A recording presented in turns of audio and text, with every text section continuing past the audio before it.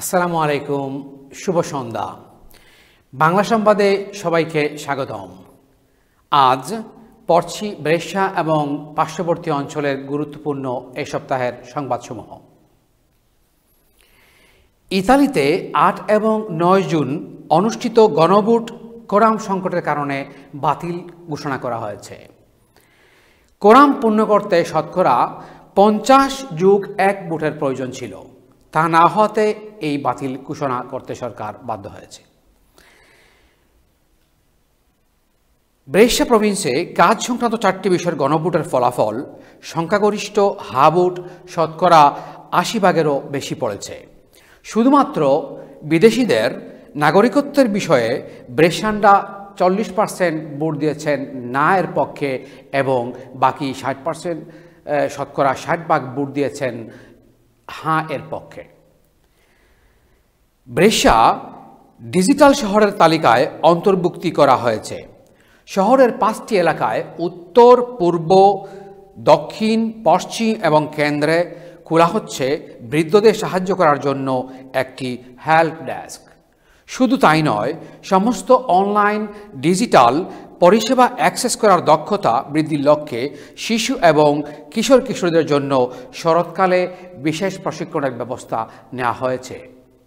এ প্রসঙ্গে ব্রেশার মেয়র লাউরা কাস্তেল্লেত্তি বলেন, Nelle tante occasioni delle assemblee e degli appuntamenti pubblici nei quartieri, la richiesta sindaca: non lasciateci fuori dall'uso del digitale.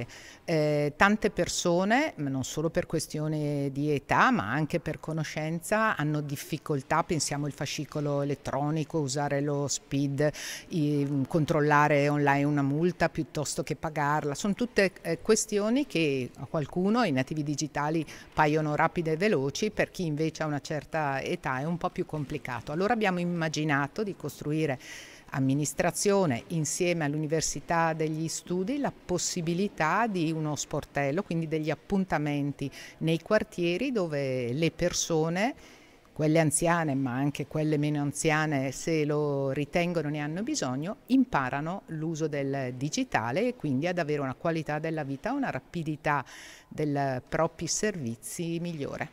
E soprattutto essere anche più sicuri quando utilizzano il cellulare riconoscendo mail e farlocche. Sì, anche questo è un problema. A volte si corre il rischio di qualche truffa se non si conosce esattamente lo strumento con il quale si dispone. Per noi questa è inclusione, quindi la possibilità di non essere tagliati fuori dal mondo digitale, ma vuol dire anche sicurezza quando nel digitale si entra.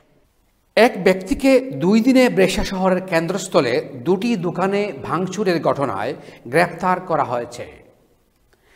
তার বয়স 57 বছর এবং তার নামে অন্যান্য অপরাধের কারণে পুলিশের খাতায় রেকর্ড রয়েছে। ইতিমধ্যেই তাকে কান্তনমম্বেলর কারাগারে প্রেরণ করা হয়েছে। পুলিশ কর্তৃক গ্রেফতারকৃত 21 বছর বয়সী তিউনিসিয়ার নাগরিক ব্রেশা স্টেশনে ডাকাতি এবং হামলার ঘটনায় জড়িত থাকার অভিযোগে অভিযুক্ত করা হয়েছে। 18 থেকে 22 বছর বয়সী আরও 7 জন যুবকের বিরুদ্ধেও অভিযোগ দায়ের করা হয়েছে। তাদের সকলেই দাকুর বা divieto di accesso alle categorie urbane আইনের আওতায় অভিযুক্ত হয়েছেন। পুলিশ কমিশনার কর্তৃক এই আইন প্রয়োগের ফলে 1 বছরের জন্য অভিযুক্ত ব্যক্তিদের স্টেশন এলাকায় প্রবেশ নিষিদ্ধ করা হয়েছে। ব্রেশা শহরের বিভিন্ন মহল্লায় 2025 সালের গ্রীষ্মকালীন বিনোদনসমূহ এখন পর্ব। 12 জুন থেকে 12 সেপ্টেম্বর পর্যন্ত সঙ্গীত, থিয়েটার, বিভিন্ন মহল্লায় নশ পুজোর সময়সূচি নির্ধারণ করা হয়েছে। 47টি অনুষ্ঠানের মধ্যে অনেকগুলি নাগরিকরা বিনামূল্যে উপভোগ করতে পারবেন। সম্পূর্ণ ক্যালেন্ডারটি ব্রেশা পৌরসভার সোশ্যাল মিডিয়ায় রয়েছে। এতে অংশগ্রহণ কীভাবে করবেন এ প্রসঙ্গে কনসিলিয়ারে এবং assessore alla partecipazione Walter Mucchetti বলেন, Questa è l'idea di integrare e arricchire il palinsesto di iniziative, non solo le cene, sapete che le cene portano con sé anche un evento musicale in tutte le 23 serate. Abbiamo integrato anche in quei quartieri che hanno richiesto magari o uno spettacolo di burattini piuttosto che un concerto. L'obiettivo è di permettere ai bresciani di passare una serata magari al fresco, in un giardino, magari che frequentano poco, e quindi il ringraziamento va ai consigli di quartiere che ogni volta ci segnalano le loro esigenze e dove realizzare questo evento. Fa parte di quell'obiettivo che ci siamo dati di coinvolgimento dei nostri concittadini. Molti quartieri sono coinvolti anche dal bando cultura, quindi un numero importante di eventi avrà diciamo, conseguenza dovuto a questo bando, quindi ci sono centinaia di eventi che arrivano tramite il bando cultura, a questo si aggiunge questa cinquantina di eventi. Insomma, l'obiettivo è tenere viva la città anche durante l'estate. Il comune non va mai in vacanza, siamo qua e cerchiamo di offrire un servizio adeguato a tutta la nostra cittadinanza।